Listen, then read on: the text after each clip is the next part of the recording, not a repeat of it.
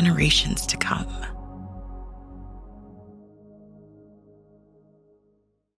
And welcome to another edition of the TDN Writers Room podcast. My name is Bill Finley. I'm a correspondent for the TDN. And I also co-host the Down the Stretch radio show with Dave Johnson on Sirius XM Radio. I'm Randy Moss with NBC Sports, singing baritone today. I'm a little bit under the weather, but all systems go. I like that deep, husky voice, Randy. I'm Zoe Cadman with XBTV and First Racing, and delighted to be here on a Tuesday. And we want to remind you that each and every week we're brought to you by our good friends at Keeneland. Well, it was a special week for our team, the TDN Writers Room podcast, as we were awarded an Eclipse Award for the podcast in the multimedia category. And specifically, it was for our interview with Wade Yost, whose son, Carson, has the same disability that Cody Dorman had, called Wolff-Hirschhorn syndrome. They named a horse after him. West Point Stable named a horse after him by the name of Carson's Run. He did very well. He ran in the Breeders' Cup, and it was a very emotional story. So before we comment on it, why don't we just show you a few minutes of the podcast interview. If you want to catch the whole thing, you can certainly find it on the TDN website. And Wade, generally, what has this been like for your family? I can't imagine how good it must feel to have some good news and a positive story come out of all this. It's been emotional, as I already my voice breaks right now. We just want to do something for Carson. He's never walked, and this is an opportunity to give him some focus, give him some limelight. We have 4 children, and the other 3 were really good athletes, or are really good athletes. They're all grown now, but he was always going and with us to their events to as they competed in the various sports, and was always in the background.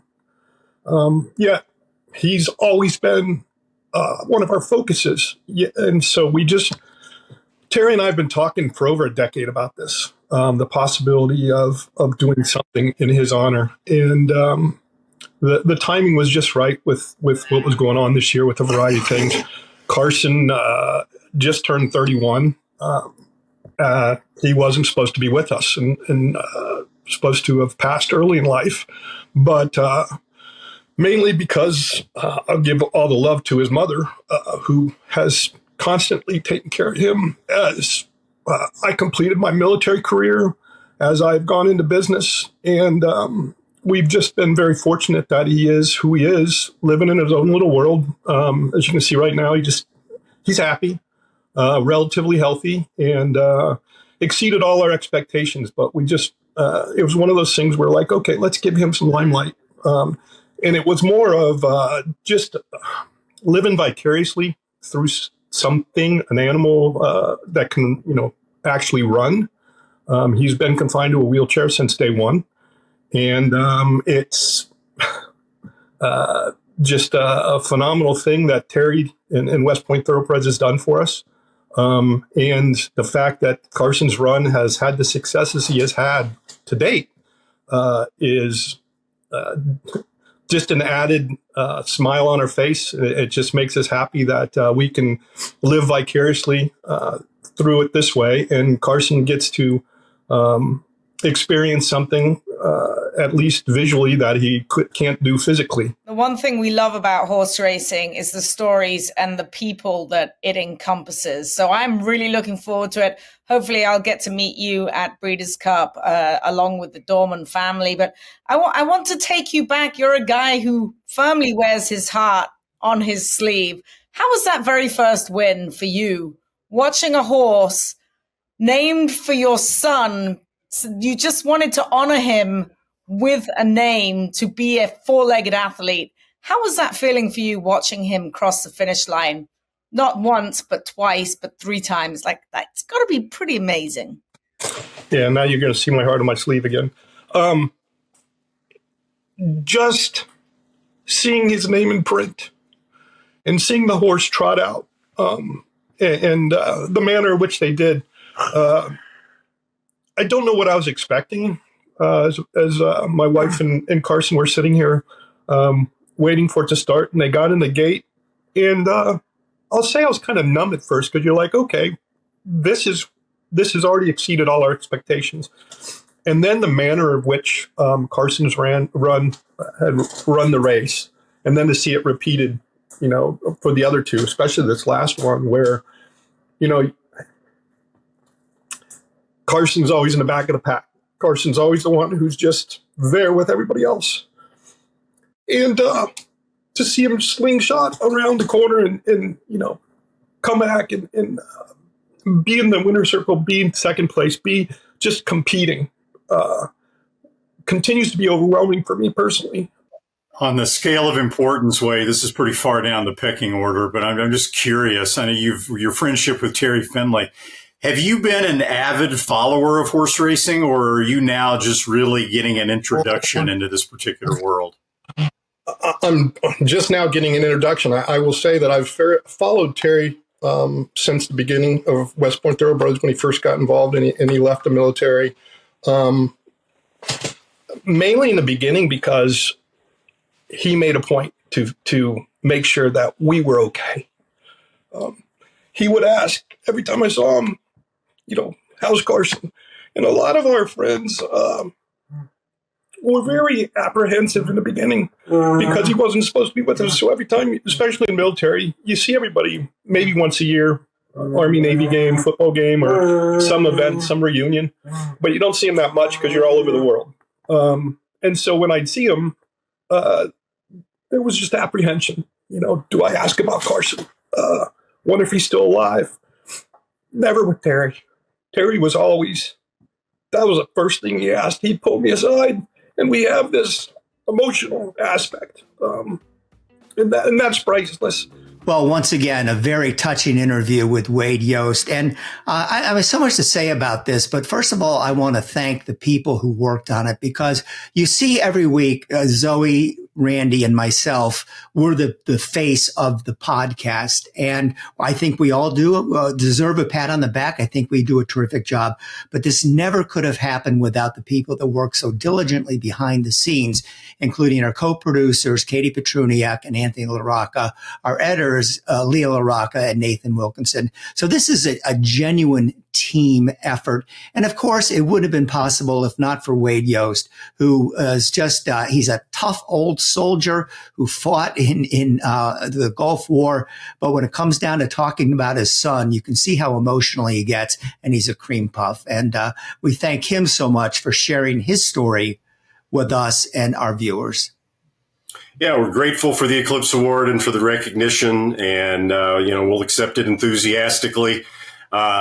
The people that work behind the scenes really are the ones here that deserve a lot of the accolades, as you said.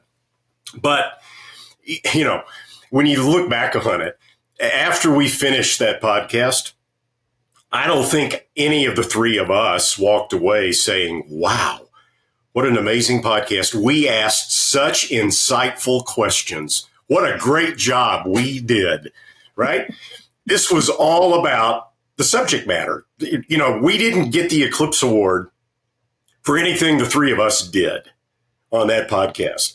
That was strictly the story told and the emotion shown by Wade Yost with Carson right over his shoulder. It was an amazingly emotional podcast, as anybody who saw it or who will see it will attest. And that's what won the Eclipse Award. That's the Yosts really are the ones that deserve the Eclipse Award, and the people behind the scenes that worked on it.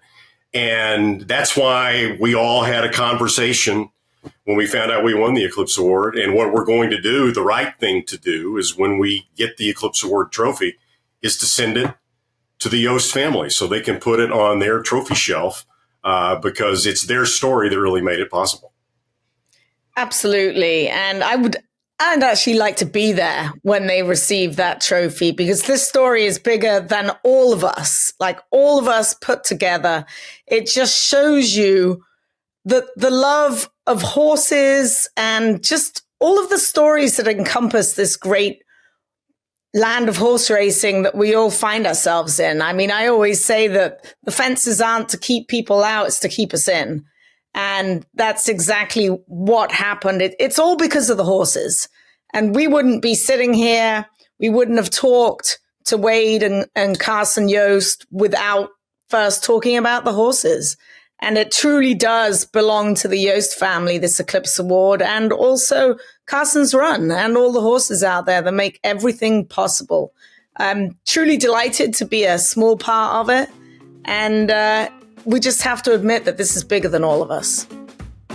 Want to remind you that the TDN Writers Room is brought to you by Keeneland, and kudos to all those people that went to Keeneland and made it a great, great sale. It was a little bit chilly there, I have to admit, but it got off to the best start in 5 years when 2 mares reached the 7-figure mark in the opening session on Monday. John Magner's 19-year-old grandson, Tom Watchman, took home the highest price mare when he went to $1.6 million for the Broodmare Prospect and TDN Rising Star Prank on behalf of his grandfather. You know, his blood had to be curling there, bidding to $1.6 million. Cullen's Voyage also sold for $1 million. We'll be right back after this message from Keeneland. At Keeneland, a horse will always be measured in hands. Hands that see, that sense, that speak. Hands that hold our sport to a higher standard. Not for our sake, but for theirs. For the love of the horse, for generations to come. Jackie's Warrior makes his move on the outside. Elite Power on the far outside. And Elite Power gets up to win the sprint.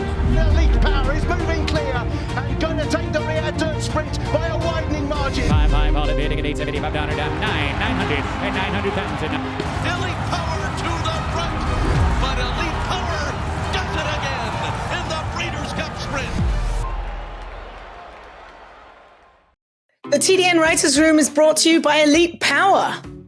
What's new at Jubbmontt this year? I'll tell you what's new. It's Elite Power, new for 2024. The Breeders' Cup winner and champion sprinter and soon-to-be 2-time champion sprinter. And why, are you asking? Well, I'll tell you why. He ran the fastest Bayer speed figure of all the 2023 Breeders' Cup winners, all of them.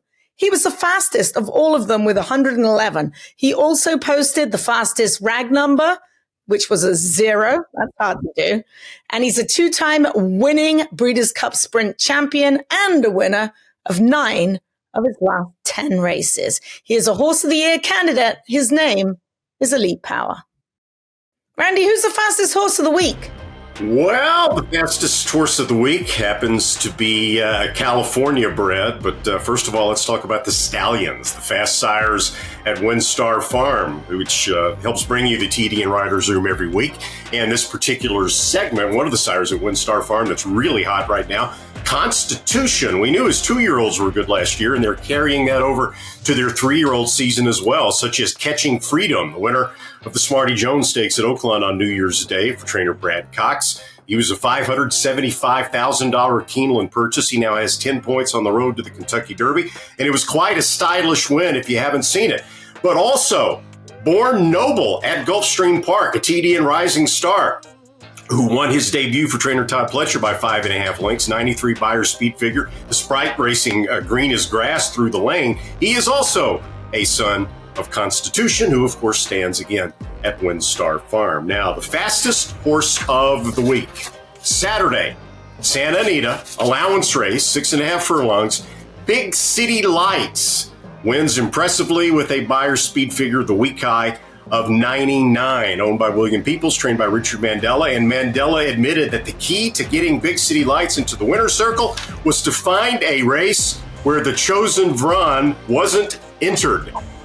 Big City Lights had come off 4 consecutive second-place finishes to fellow Calbred, the chosen Vron and Calbred Stakes Company. And now his next scheduled start, they penciled in the Palos Verdes Stakes for Big City Lights, hoping, of course, that the chosen Vron will stay against California Bred Company. Some big news out of Maryland last week as the Maryland Thoroughbred Racetrack Authority issued its report about the future of Maryland racing, and a lot going on here. Let me just touch on the main things that are going to happen under this report and this plan. First of all, they're going to turn Maryland racing into something along the lines of what NYRA is right now. It's going to be run by a quasi-public, quasi-private organization, which will run the racetracks as a nonprofit.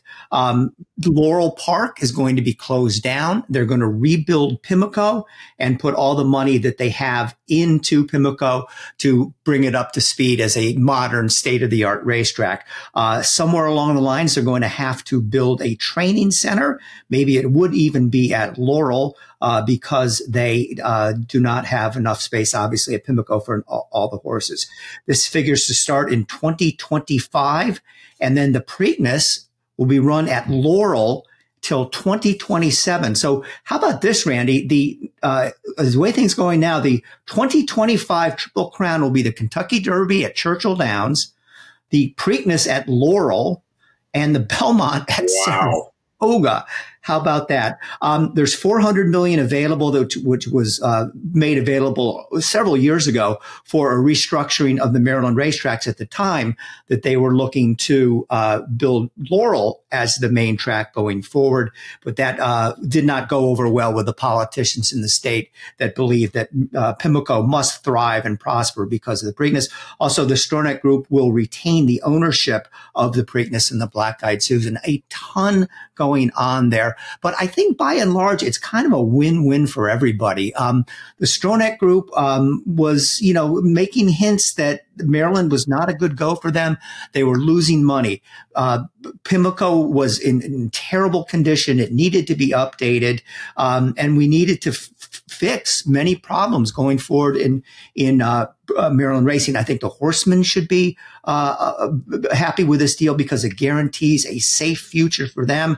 But we're going to see a Maryland racing operation into the future much different than what we see today. And Randy and NBC, book your tickets to the Laurel Inn or the Holiday Inn outside Laurel for the 2025 Preakness. Right. If this all comes to pass, we think it probably will, but there have been other plans that were offered that didn't come to pass because of budgetary reasons, politics, whatever. I think it's kind of fun to recap something here. There was an article in the Daily Racing Form, a column, that talked about how Pimlico was in such a state of disrepair that it was hopeless. It would need to be torn down and rebuilt, and that wasn't financially feasible. So therefore, all Maryland racing needed to be moved to Laurel, including the Preakness states. The Maryland Jockey Club and the Maryland Racing Commission sent a letter to the governor of Maryland saying that Pimlico does not afford the facilities for the convenience and comfort of the public and the horsemen, which are necessary and desirable for a first-class track. So what happened?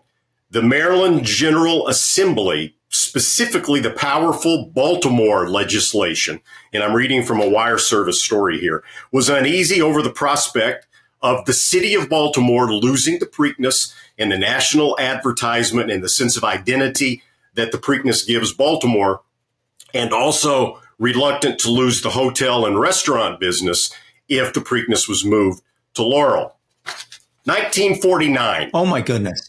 This was 74 years ago. That's how long this has been going on. This sounds exactly like something that could have happened and probably did happen to a certain extent in the last 4 or 5 years. That may be his deepest dive yet. That may be the biggest rabbit hole he's ever dove into. I mean, we're going back decades and decades and decades here. Oh my God.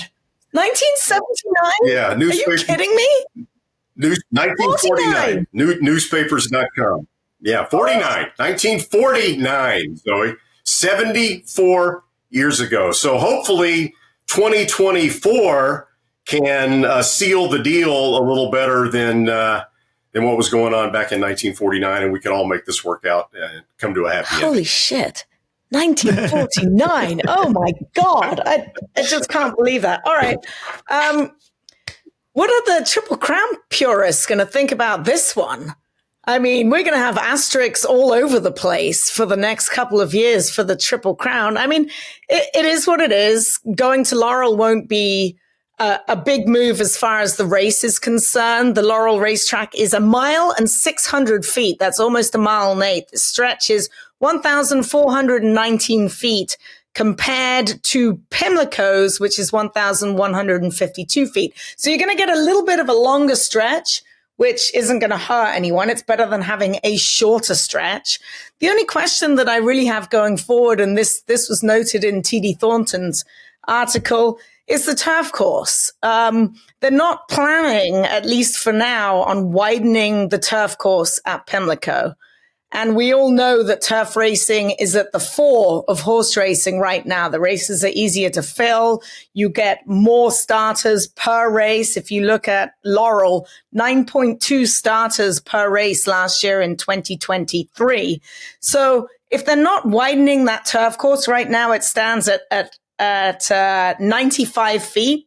The one at Laurel is something like 142 feet with 6 lanes. So if they're not going to widen the Pimlico turf course, they're going to just make the turf racing smaller. I mean, you got 6 lanes at Laurel compared to 2 or 3 at Pimlico. So the plans have to move forward to make that turf course bigger, as far as I'm concerned. And what Pimlico does as well is give a break to Laurel's turf course. If they're just racing at Pimlico, it doesn't get a break. That is my only negative thought as far as that. And that's purely on TDN's brilliant column in the TDN.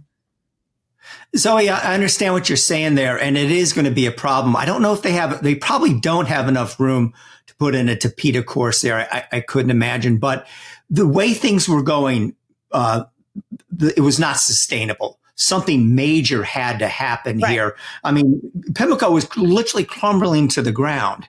So, I think they've taken a bad situation, and, after we get through the Laurel, but that's so strange, the Preakness at Laurel, after we get through a couple of those and a new Pimlico is up and built, I think everybody's going to look back at this as something that was much needed for Maryland racing and really moved it forward into the future.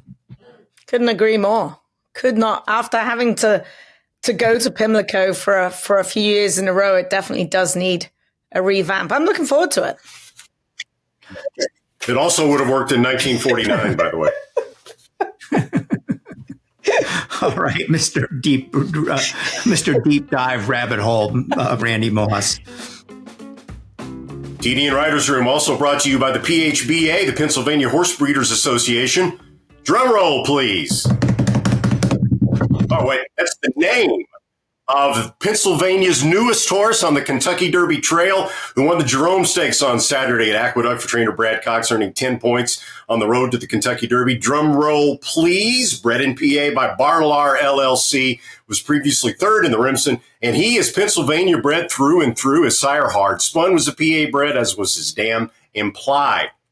Now, let's give kudos to the first, second, and third place finishers in the just concluded 2023 PA Sired PA Bred Stallion Series that wrapped up December 27th at Parks. First, Aoife's Magic, bred by Mones Hill Farms. Second, Notice of Action, bred by Brian Minnick. And third, Jody's Ruby, bred by Gilman Hallenbeck. They earned their trainers $25 grand, $15 grand, and $10 grand, respectively. Now, for this coming year, the series will continue with a couple of minor tweaks. It'll still be 6 races. The first 4 will be for 2-year-olds. Then they'll carry it over to early 2025. So you'll get 2-year-olds and 3-year-olds in that 6-race series next year. And also the series will be 6 furlongs and 7 furlongs only.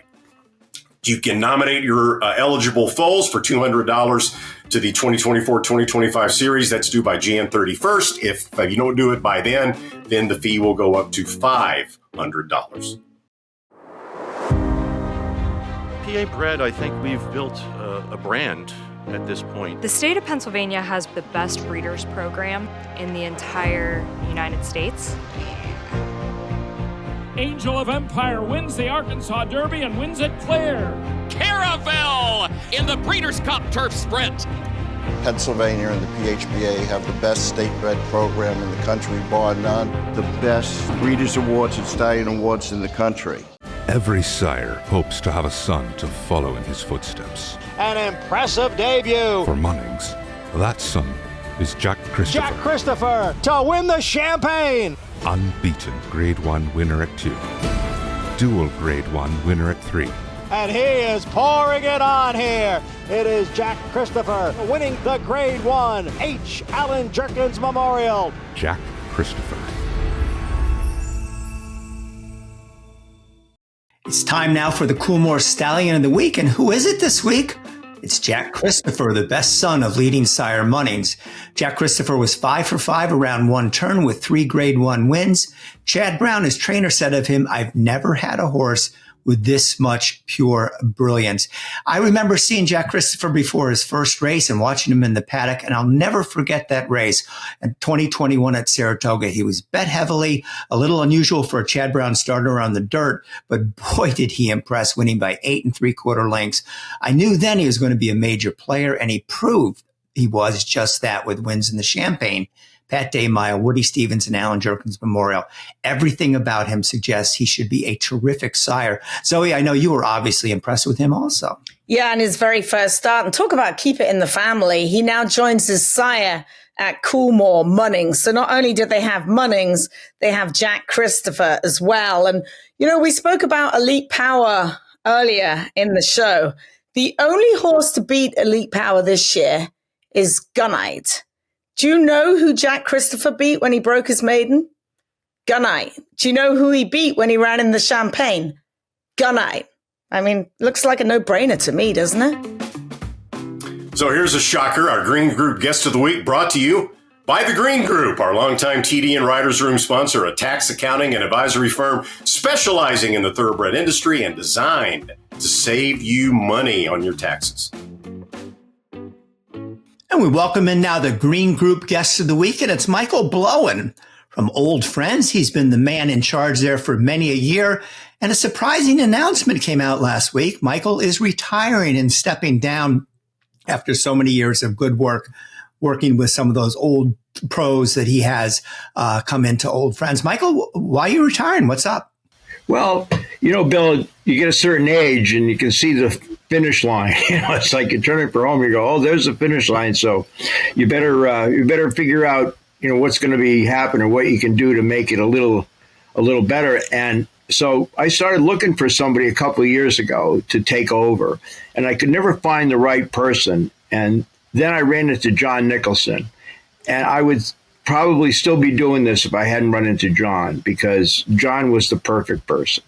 And I thought, boy, oh boy, if he'll do this, it would be great. And people who know John know that he ran the Kentucky Horse Park for a long time. He loves the horses. He's really well respected in the thoroughbred community and the horse community around here.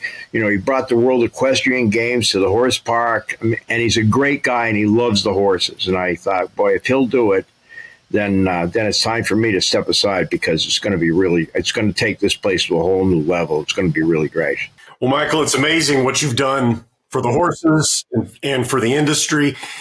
When you started this project way back when, what did you have in mind? You couldn't have envisioned that it would get to where it is right now. How did all this ball start rolling to get Old Friends to where it is at this point? Well, you know, my wife, Diane White, she was a very good columnist for years at the Boston Globe. People always used to say, I love your wife's column, and I remember your reviews when I was working there. And but they loved her, and we both took the buyout at the Globe at the same time. And I just done a story on the Thoroughbred Retirement Foundation's great program with the prisons. And I'd come down here, and there was a horse named Saratoga character who was retired to the prison. I did a story, and I got connected with the TRF, and I really liked everything that they were doing. So simultaneously, I was cleaning out some stuff, and the TRF was having a charity event. So I had some stuff like, you know, glove Jack Nicholson wore as the Joker, and I had some stuff they could auction off. And so I brought it up, and it was the time of Point Gibbons Belmont. So as a retirement program present to myself, I gave myself a trip to watch Point Gibbons Belmont. And the night before we had dinner with the TRF, I had dinner with the TRF people, and somebody, it could have been Angel Penna Jr., it was somebody who had too much wine to drink, I know that, offered me the job as the operations director for the TRF. And I thought it was a big joke and not much. And then the next day they reiterated it. So when I went home, I said to Diane, I said, there's this thing. I might have this offer to, go to the TRF. I said, that'll be fun. She goes, you've never done anything like that. I said, I know that, but what do we have to lose now? We're retired. We got the buyout. We got our Social Security. Our parents died. Our son lives in Australia. I mean, let's try it. And if we don't like it, we'll just come back. And then I came to, I decided to take it, and we moved here. Oh, she did say to me, she says, well, I'll go with you, but only under one condition. And I said, what's that? And she says, well, when I leave you, you won't come looking for me. but she's still here. And that was 20 years ago. And then everything that we built on Old Friends is stolen. So I stole the name from Barbara Livingston's book. Now they think that poor Barbara's book's named after our farm. But anyway, we stole that. Then I went over to the horse park. Years ago, I went to Memphis to interview Jerry Lee Lewis. And on the way back, I stopped in Lexington because I wanted to see Bold Forbes and Forgo, who were at the horse park. So we stole that idea. And I thought, when I was around the movie stars, I really didn't get that excited about it. But when we're around these racehorses, I just really get excited about it. I just think that they're amazing athletes, and I always thought that. And I was that way around these horses the way a lot of these people were around movie stars. And so I thought, if we did something like they're doing at the horse park and opened it up to more people, that would be good, because, the crop of stallions, I mean, what do you do with a retired stallion? So the idea was, when I first started it, after working and learning everything from the TRF, thank goodness, learning a lot. I did that for a year and a half, but then when that ended, I decided, I'm going to try this and see what happens, and see if we can't attract some visitors and make it into a tourism destination. Because, all the really great places that retrain the horses, like New Vocations and Rerun and all them, and the TRF, I could never do anything like that because I don't know how to do any of that. But I do know how to feed them carrots, and I do know how to feed them Mrs. Pasture's cookies, and I do adore them. And so I said, there's got to be a little spot in there for that. And then we started to get horses, and started with a horse that was left, actually, at the Fasig-Tipton stale. And we were going to get stallions, but the first horse we ever retired was Narrow Escape, which is a great name because she was left at the sale at Fasig-Tipton. And Wendy Rice, who was running it at the time, called me and she says, Are you started yet? And I said, well, I don't know. What do you got in mind? Because we hadn't. And she said, well, they left this horse here named Narrow Escape. And I thought, wow, what a great name for our first horse. So we took her, and then it started to grow, and it started to grow. And then the unfortunate news about Ferdinand, dying over in Japan came. And so we started working on getting horses home from Japan. And that worked out really, really well. And now they have an Old Friends in Japan. And their logo's better than ours. Their farm's nicer than ours. Their program's great. They have more money. But now they have it. And so now we're working on getting horses home from Korea. So we just brought Any Given Saturday home from Korea, and he settled in very, very nicely. So the whole thing is not as so much of my vision at all, because I didn't ever envision it like this. I mean, not in my wildest dreams that I think I would end up with Silver Charmer in my backyard. It's like people say, don't you go on vacation? I said, well, when I worked, I needed vacation, but I don't need one now. I go away for 3 days. I get to stay for free at Ann's Washington Inn up at Saratoga. I could stay there for the whole meet if I wanted to. And yet after 3 days, I get homesick and I got to come home and hang around with these amazing horses. And they've certainly taught me a lot over the years, and I'm so grateful to them. I mean, they're the reason that all this is going on. Anyway, it's so much more than I could ever have imagined or envisioned. And it taught me that in so many ways that the art creates the artist. It's not the other way around. And it just gets bigger, and you're kind of reacting to circumstances and reacting to horses. And I have a horse here, Bill. I have a horse here that I claimed for $3,500 at Finger Lakes in 1999 on Mother's Day, and he's still with me. Named Summer Attraction. So we have everything from Silver Charm to this horse I had all these years ago, and everything in between. And I mean, I'm so excited because now I got Silver Charm in my backyard, and I have Red Knight and Channel Maker in the same paddock in the front yard, and they ran against each other 8 times over their long careers. They retired completely sound. They were really well taken care of, and they became friends in about 30 seconds. And they play every day, and they eat together, they drink together, they roll around together, they play halter tag together. They just adore each other. They look the same, and it's just I never lost a feeling of what a thrill it is every day to wake up here. I really haven't. It's just fun. It's so All right. cool. Well, come on. Let's have it. You're not retiring. We know you better than that. There's no way you're going to close the door on that. Disappear. Well, I'm going to try and stay out of Zoe. I'm going to try and stay out of poor John's way as much as possible and let him do the job. But yeah, I'm going to do tours, and I'm going to feed the horses carrots. They'll have to drag me out of here. I told my wife when I die, you know, the house where we live in, we have a great house here, and the backyard is we have 2 cemeteries. And I told my wife when I die, get me cremated, throw my ashes out the back, just don't put my lifetime earnings on the sign. But that's what I hope they'll have to drag me out. Because it's fun. Can I ask how old you are? Yeah, I'm going to be, Bob Baffert and I have the same birthday, January 13th. So I'm going to be 77, you know, whenever that is, pretty soon. That's Saturday. Saturday, yeah. All days are the same. But I know one of the great things I have is one of the great things about retiring is I haven't bought a racing form for a Wednesday in decades, and now I have my racing form for tomorrow. I'm going to have fun. Michael, of all the special horses you've had there, the one you speak most glowingly about is Silver Charm. It seems like you have an extra special relationship with him. Is that so, and why?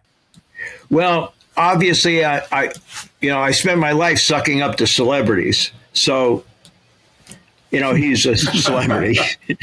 He's in the Hall of Fame. But I don't know what it was. It was when I was working for Carlos, actually, and I was bringing some old horse up to the races at Suffolk on Derby Day. And I was trying to get him into the race so that I could just get over there and watch Silver Charm on TV. And I saw what he did that day, and he wouldn't let those horses pass him no matter what. And I just fell in love with him. And I liked the way the Lewises reacted. You know, I liked the way everybody was so excited. And then I just loved this horse. And then I found out he was, when I came to Kentucky, he had already gone to Japan. He was 11 years in Japan as a breeding stallion, but the Lewises left an endowment. They left money to bring him home. He gets a $10,000 annual endowment. So they really cared about him, and they made sure that everything was going to be okay. Even though Bob and Beverly have both passed away, he's still taken care of by their son, Jeff. But anyway, I don't know. It's hard for me to explain it in one way because it's hard to explain why you fall in love with somebody. You know, you fall in love with a person, whatever you fall in love with, no matter what happens, your life's going to change. And when Sandy Hatfield called me in November of 2015 and said, "How would you like an old gray stallion at your farm?" I freaked out. The only problem was I couldn't tell anybody. They were supposed to keep it a secret. And then I did keep it a secret, which is probably the only secret I ever kept in my life. But I kept that one. And when he got here on December 1st, 2015, it was the greatest day of my life. And I didn't even know him because that's the first time I ever laid eyes on him in person is when he got off the trailer on that day. But I knew I was totally enthralled. And I started to realize because I started to spend some time with him how smart he was. really, really, really smart. If you could go to the sale now and have an IQ test for these horses, I'll take, Silver Charm's breeding's mediocre at best. That's kind. His conformation's not very good. I mean, if he passed through the sale a couple of times for cheap money. And yet he won all these races. One of the great things in my life is that the house is right there, and then we had Silver Charm in one paddock, and in the neighboring paddock, Princess Hissa donated Swain to us. So I had Swain on one side of him, and I have Touch Gold, who beat him in the Belmont, ruined his Triple Crown, on the other side of him, and he's in the middle, and I'm out there going, you got to be kidding me. How did this ever happen? How did this ever happen? And the idea that these people now will trust us with these horses and Sheikh Mohammed just brought Alpha home from Brazil, and he gave us Alpha, so Alpha's here. And the other thing is, I think a lot of people, when they reach a certain age, like old, they get bored. They're just bored. They just don't have anything to do. And I told Diane when we moved here, we're going to die of something, but just two things we're not dying of: shoveling snow and boredom. And so far, both of those things have been true. We're still alive, and we'll probably pass on to something else, but it won't be boredom. Too exciting. So if I've got my math right, Michael, Silver Charm just had a pretty important birthday on Jan 1, right? I think he turned the big 3-0. Well, yes. His actual birthday is on February 22nd, the same as George Washington. And there's a lot of parallels. But anyway, he's 30 years old. He slowed down a little. Wow. He says, I've slowed down a little too. But he's doing good. He knows how to take care. Again, he's very, very smart. He knows how to take care of himself. And the only thing I tell the people that work here, and we're really fortunate because after 20 years, we finally have a team that's going to win the World Series. We finally put a team on the field, but there's no weakness at second base. It's just the people that work here, both in the office and on the farm, are like, it's 100% perfect. And that's another reason that I'm not at all worried about stopping doing whatever I do. Because the team is so phenomenal, and they take care of the horses. And the only thing I tell them is this: when these horses get here, they've been told what to do their entire lives. Some of them have come from racing and breeding careers. Some have had racing careers and careers in eventing and all of that. But they've always been told what to do. And when they come here, we have to find out what they want and let them tell us what they want. And it sounds kind of facile to say that, but it's absolutely true. Like for Silver Charm, he doesn't like getting petted, and he didn't like the cars at night with the lights. Other than that, everything was fine. You can lead him around with dental floss, and he'll be fine. Those are the two things, and those are the only two things. War Emblem didn't like anything. He liked himself. He didn't like much, but he was. Michael, I've got two quick questions. The first one, I hope he's still alive. Little Silver Charm, how is he? And the Little second Silver Charm is fine. He's still alive. What's that, Kazoe? Yeah, he's good. Yeah, he is. What are your hopes for Old Friends moving forward now with your new CEO in place? Well, we don't have the luxury of adopting horses out. When I first started Old Friends, I adopted a couple of them out, and I wasn't sure that they ended up exactly the way they should have.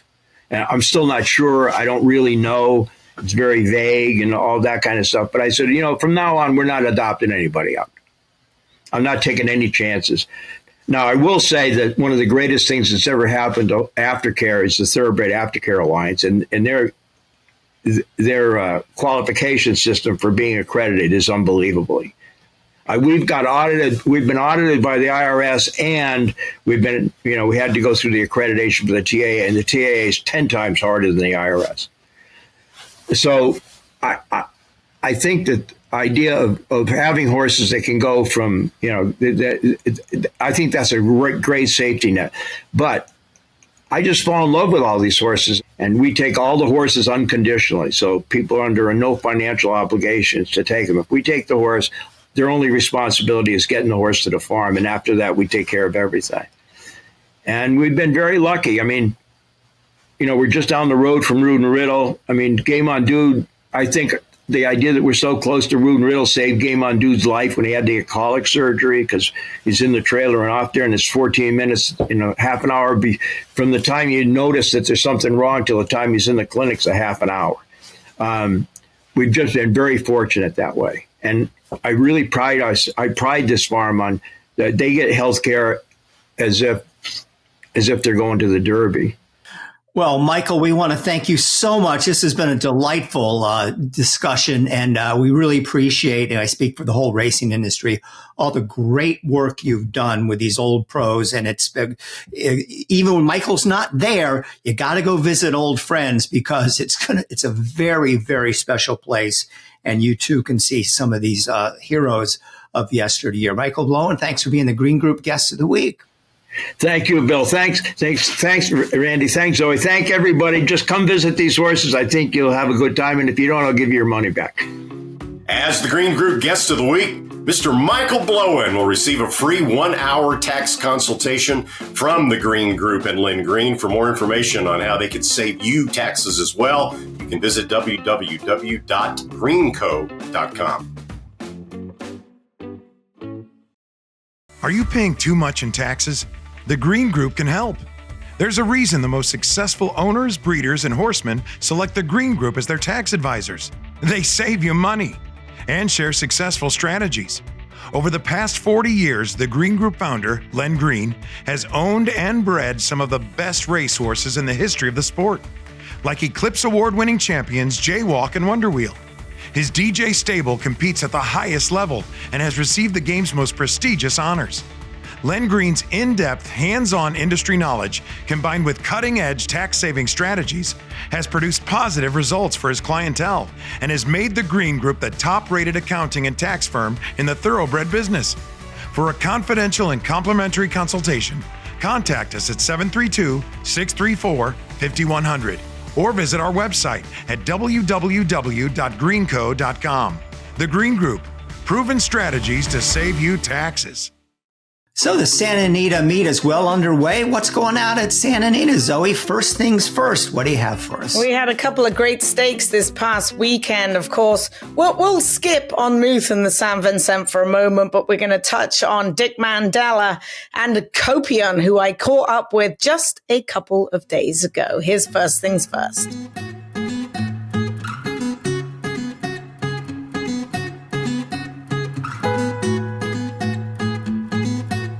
Richard, how proud were you yesterday of your filly's impressive win?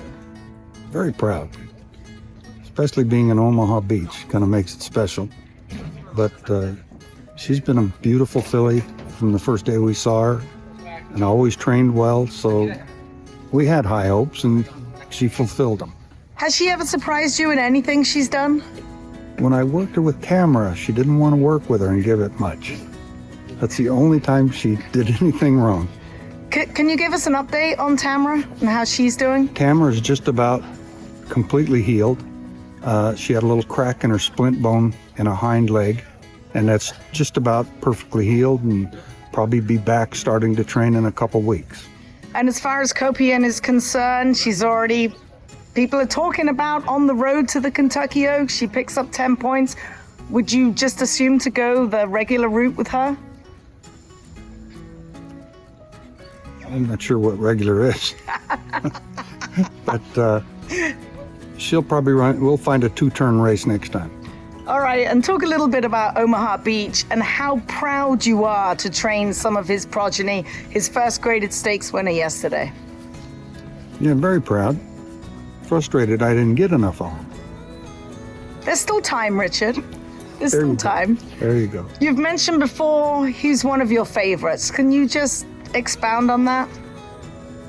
No, just temperament, class, looks. He had everything you need. Thank Ability.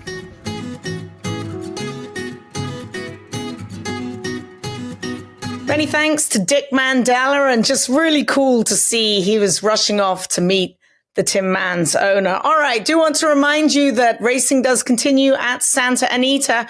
We're a little bit later, 12:30 post time, Saturday, Sunday, and of course Friday. We do celebrate the Calbreds on Saturday with 5 stakes highlighted by the Cal Derby and the Cal Oaks. These 5 stakes totaling $900,000. It pays to own a Calbred, as well as we have burgers and brews. And I know, guys, Randy loves his burgers and brews, don't you, Randy? Oh, yeah.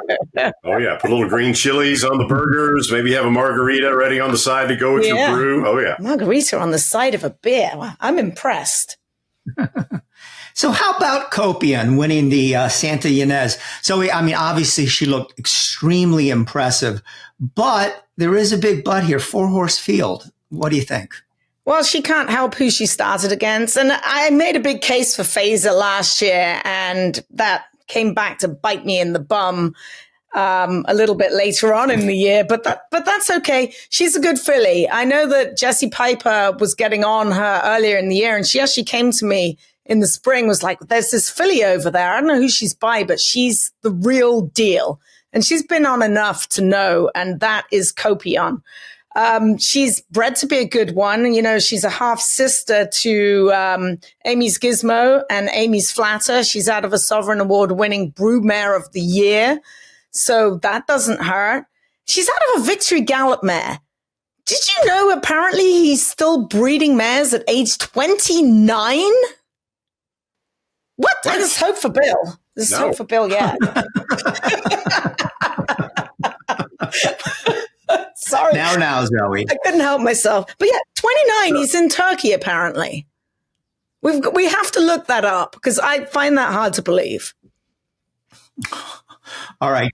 So the story of that particular race, the Santa Ynez, I mean, it was only a 4-horse field, as Bill pointed out, and I agree with you, Zoe. You can only beat who you're in against.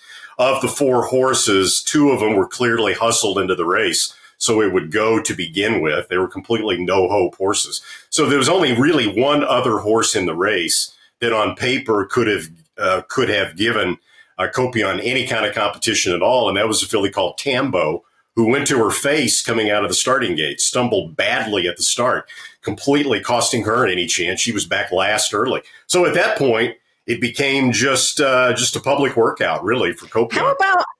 But she looked impressive. She looked impressive doing it.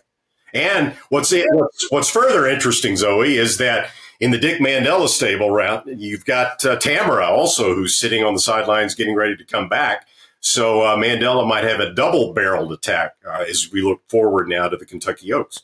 Yeah, back to Copion. She was very green as well. When she left the starting gate, she almost hooked to left and made a left-hand turn. She definitely tried to jinx at the gap there. I think there's a lot more to come. I really do. Okay, so the day before the San Vicente, guess who won? Bob Baffert for the 12th time, first and second with Muth over stablemate Pilot Commander. Interesting way Baffert's handled this horse. The horse last 2 starts were around 2 turns, including a second in the Breeders' Cup Juvenile and a win in American Pharoah. He chose to put him back in a sprint race at 7 furlongs.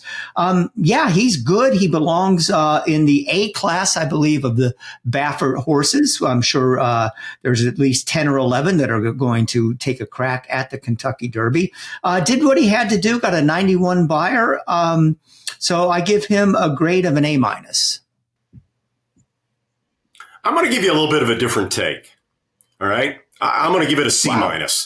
I was not impressed at all with Muth's win in the San Vicente.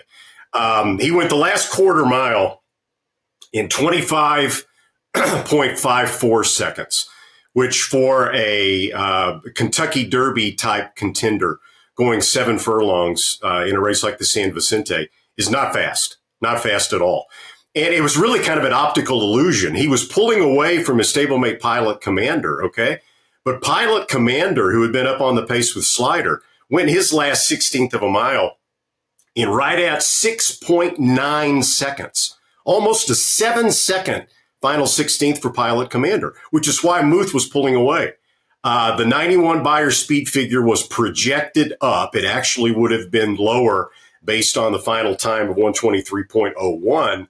I was disappointed in Muth's win, and I think going forward until he rebounds in my eyes and shows me something else, the next time he runs, I think, from my standpoint anyway, Muth will be a bet against. I thought he would err going back to one turn, considering the way he has worked. Now, the pair of them did surprise Bob a little bit. He mentioned afterwards that he thought that Muth would be on the lead and Pilot Commander would be stalking. So already that just goes to show you maybe Muth wasn't having the best day of his life that day, because if Bob thought he was sharp enough to be on the lead and beat Pilot Commander, what happened? No one really took a stutter step out of the gate. It was a fairly clean break. And in contrast, when you look at the times of the race, 123.01 for the boys, Muth, and then you look at Kopion, 123.89. Now, she did it in a hammerlock, in a paid workout, and he wasn't. So I'm with Randy here. I really am. But he might have been having an off day because he's a sharp horse. And to one turn, he should have been right there.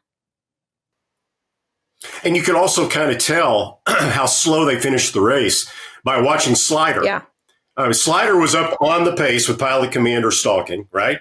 Muth and Pilot Commander both put away Slider pretty convincingly at the quarter pole turning for home.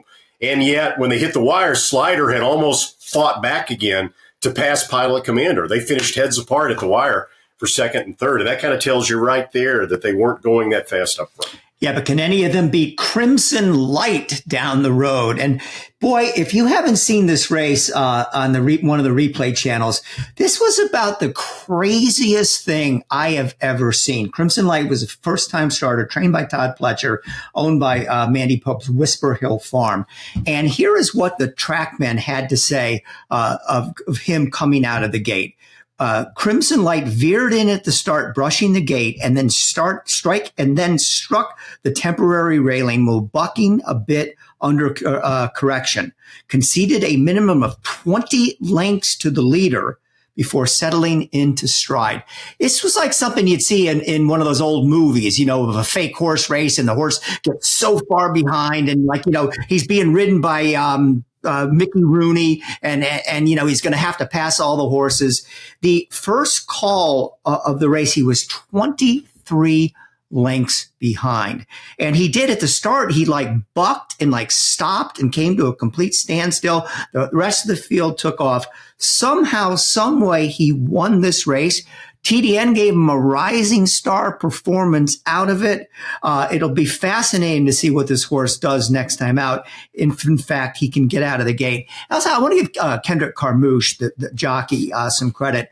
I think a lot of riders would have just said, forget about it, and just let the horse gallop around the racetrack 20, 30 lengths behind the rest of the field. He did not give up, and to his credit. But, good, I don't necessarily know what this means about this horse going forward. Randy, I believe the race got a terrible buyer number. Was it a 59 or something? Yeah, I think 57, something like that. Buyers figured. New York Breds, they were really, really slowing down the last part of the race over a very deep and tiring surface. He got a 57 spotting the field 25 lengths. So however that commutes, I don't know. But Zoe, what'd you think of this guy? I mean, it's Kendrick back to his Cajun roots. That's what he credited it with. They call them all mud bugs down there, and that's exactly what he was. The horse leapt in the air, and then he actually tried to jump the temporary rail. That's where the hopping came that looked like a buck. He tried to jump it. I don't know how Kendrick stayed on him. He managed to gather him back up and just see where the horse took him. I mean, he was on the favorite, so I guess he figured he would just get him together and just see what happens. But he was very, very visually impressive, I think is the word we need to use. Yeah. I think the buy was maybe even lower. I think I read 53 or 51. We'll have to figure that out. Okay. Yeah. Well, and to put a little different spin on this, if you go back and watch the video, and we encourage that you do, you really need to watch the head-on replay, which gives you the really good view of what happened leaving the gate. And it also gives you a really good view of what happened in the final 16th of a mile. The horse should have been disqualified, right? But thanks to our wonderful friends in the New York Steward stand, the worst stewards in my lifetime as far as adjudicating foul claims. They did put up the inquiry sign to their credit, but the number was left up. Yeah. It's my personal opinion. Other people might see it differently. One way or another, a remarkable race. We'll keep our eyes on Crimson Light and see if he can get out of the gate next time, and what happens if he does. The TDN Writers Room is brought to you by XBTV. This week's work of the week is Nisos. He turned in a sparkling 5 furlong work in 59 flat on Sunday morning. That's him on the outside working in company with Coach Prime on the rail. And if you know anything about Bob Baffert's work ethic, the better horses always go on the outside. Nisos is 2 for 2, breaking his maiden in October at Santa Anita. And then he went on to win the Grade 3 Bob Hope Stakes in November at Del Mar. Bob's not decided where Nisos will make his next start, but we'll see where he makes his 3-year-old debut. I have an inkling it's going to be a stake somewhere.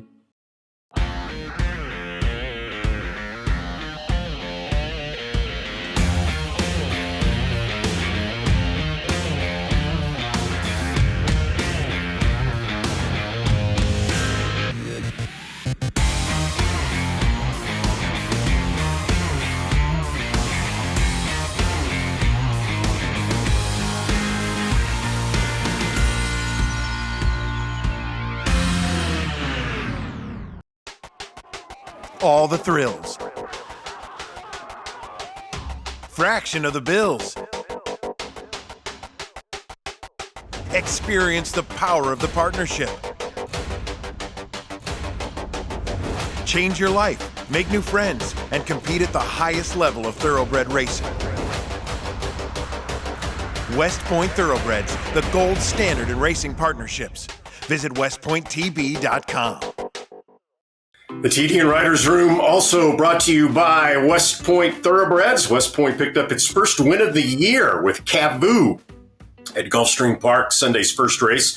And they also had Slider, who we talked about, was a nice third in that San Vicente. Now, going forward, West Point could have 3 horses in Triple Crown prep races coming up. They may give Slider a chance to carry his speed around 2 turns for the very first time in an as-yet undetermined prep. They also have Scatify, who, like Slider, is trained by John Sadler. He's the son of Justify, who looked good at Los Al breaking his maiden.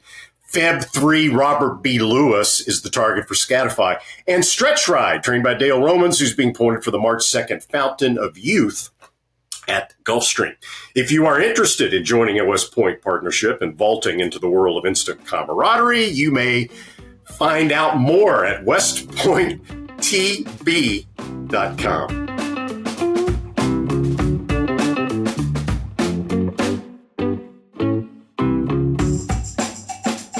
All right, guys, that's a wrap on this week's show. I want to thank my partner, Zoe Cadman, Randy Moss. I want to thank our co-producers, Katie Petruniak, Anthony LaRocca, and our editors, Aaliyah LaRocca and Nathan Wilkinson. And guys, we're Eclipse Award winners. Woo! Randy's top 2. Hi, Randy's Lucy. top 2. Just so you know. Randy gets 2 this year to add to his mantle. Oh, that's right. NBC won the award for the Breeders' Cup. So they have a pretty nice Eclipse Award trophy collection going on there. No doubt. Well deserved.